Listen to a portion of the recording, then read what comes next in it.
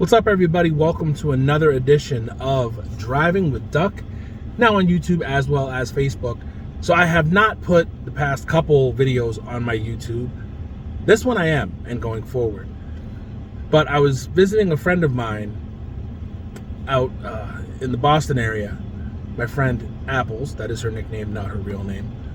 And we were talking about kids and life in general and stuff like that. And I said something that made me think, and that's how it usually leads to these types of videos.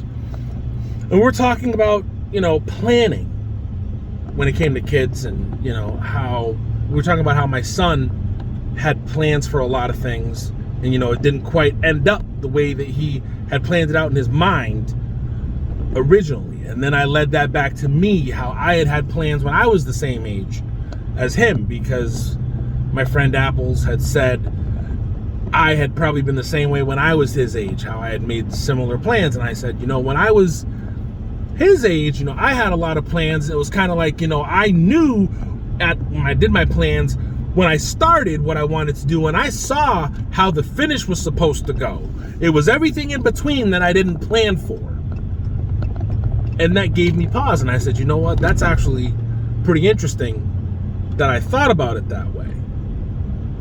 And I think that's how a lot of us operate as humans. That's how a lot of us think. When we make plans to do anything in life, when people set themselves up to do things, people make plans. Unless you're one of those elite that have a plan, you can have a plan but not an outline. See, people can set up a plan to say, okay, listen, here's what I'm going to do. I want this particular job, so I am going to apply for said job. I am going to get said job. And I'm going to make X amount of dollars. Okay, that's a pretty fair plan. Someone not knowing what the fuck goes into that job. So that person might get that job and make that money, but what they don't account for is what goes into maintaining that job and the stress that comes from that job. Excuse me. The time that's going to take away from seeing their family, right? The time that goes into that job to where they're not going to be able to do all the things they want to do. Like me, I actually like going to the gym. I have a regimen that I follow where I'm in the gym 4 days a week. I'm not able to do that if I were to, have a job that required certain types of things. That person may not be able to. That person may have to work that job at a certain time period where they may not be able to see their children, right? They have a plan, but not necessarily the outline. They're only seeing the starting point and the finishing point, not seeing all that stuff in between, right? Somebody thinks, as far as a plan, oh, I know what I'm going to do for dinner. And they go home, but they don't have all the ingredients that they need to make that meal. Again, they have a plan, but they don't have the outline, right? I can remember when I was a kid, when I signed on the dotted line at 17 to enlist in the Army. I only had that plan. My plan was to be 17, enlist in the Army, go see the world. That was it. My recruiter met with him. A couple days later, bam, enlisted. Couple months later, when I stepped off that little fucking puddle jumper in Fort Worth, Texas, when I was 17 and a half, at the end of May in 1996, and it was 102 degrees at midnight, I said, this is some bullshit. I felt like I made a mistake. Because I had a plan, but I didn't have an outline. Okay? People do these types of things all the time. They have a plan, but they don't really understand what goes into it. It's almost like running a marathon. As you're planning, you're prepping, you're practicing, you're putting in your workout, you're training, you're running, you're doing all that stuff for years leading up to the marathon, for years leading up to the time you got to run that race. And you're thinking, all right, I've never run a marathon before, but this is what they tell me goes into it. You step up to the line, starter's pistol pops off, You start running, but what they don't tell you in the middle of that race is your legs start to get sore. That's where the doubt starts to creep in. Can I finish? I got X amount of miles to go. It's gonna take this amount of time. That's where your mind starts messing with you. Can I do this? Should I keep going? What if I stop?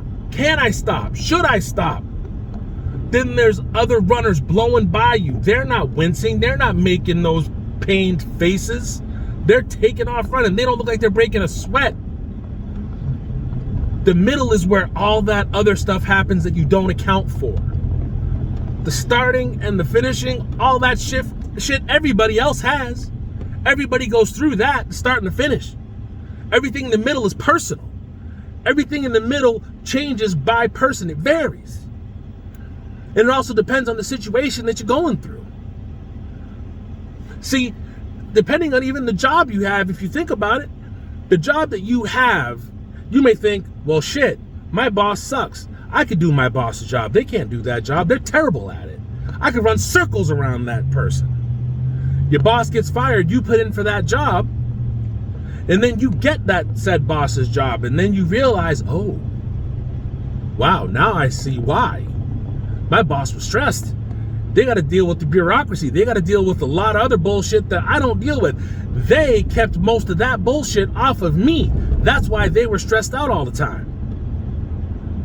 See, the start and the finish, everybody has that. Everything in the middle is personal.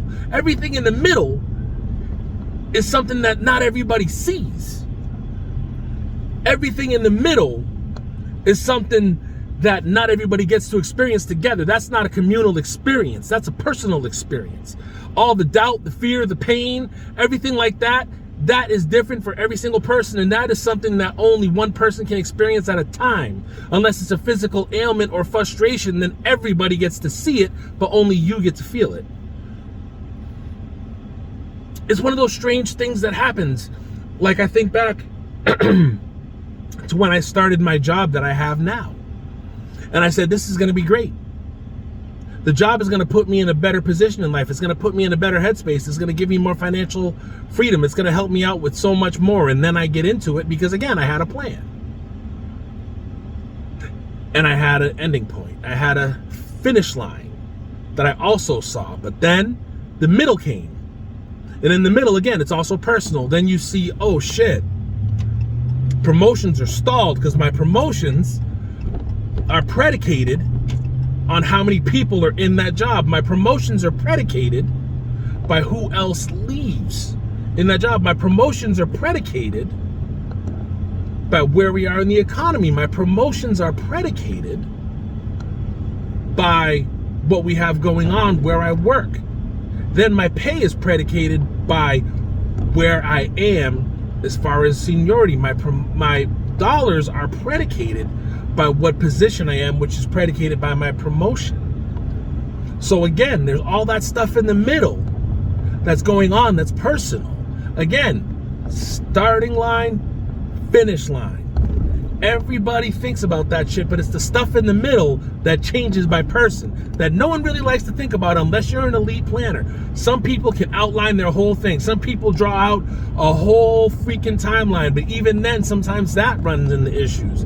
Because unfortunately, if you're not on that timeline and you're not precise and you fall behind by a couple ticks, it throws the whole thing off. Some people can't adjust.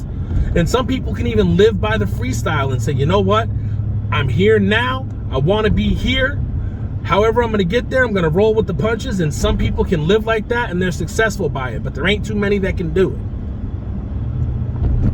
It's very difficult to maintain in this new world that we live in without having an actual outline. Like me, so I am a husky and healthy 358 pounds.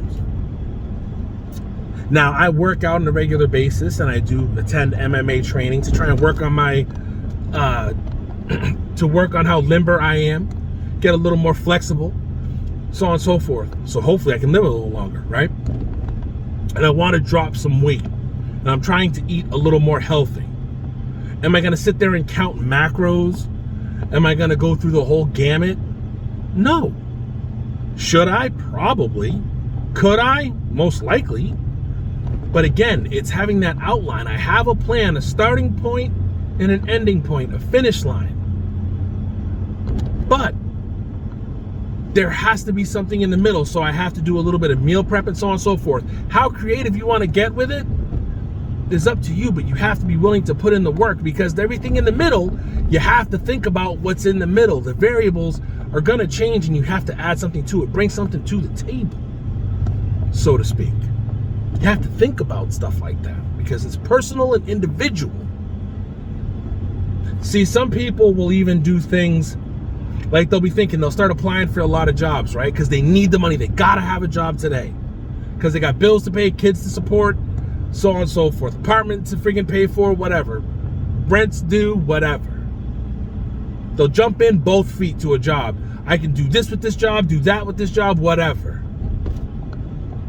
Because they think, I got a job, it's got good bennies, whatever, pays well, and they'll go all in, balls to the wall. Do everything they can first couple months.